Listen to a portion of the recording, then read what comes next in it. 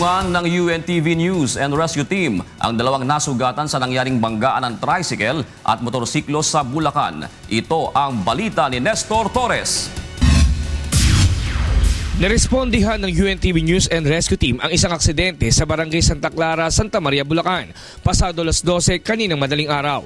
Nadatnan ng grupo ang driver ng tricycle na si Eric Mise habang iniindang tinamong mga sugat sa katawan at pananakit ng ulo dahil sa lakas ng pagkakabangga sa isang motorsiklo na minamaneho naman ni Ariel Pasikan.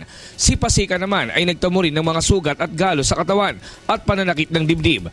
Muntik pa itong magulungan ng kasunod na dump truck matapos siyang tumalsik sa kalsada. Agad namang nilapatan ng pangunang lunas ng UNTV Rescue ang mga tinamong pinsala ng dalawang driver.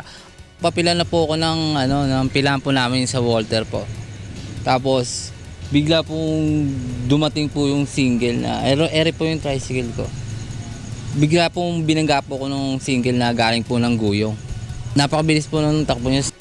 Ay naman sa driver ng motorsiklo, pauwi na siya ng bahay nang mawalan siya ng kontrol sa manibela. Papasok na sana ako papunta ng Sagad. Nagkasulungat kami ng tricycle. Doon ako nabangga. Kasi di ko akalain na diretso siya. Yung sa dump truck. Doon ako nailalim ng gulong.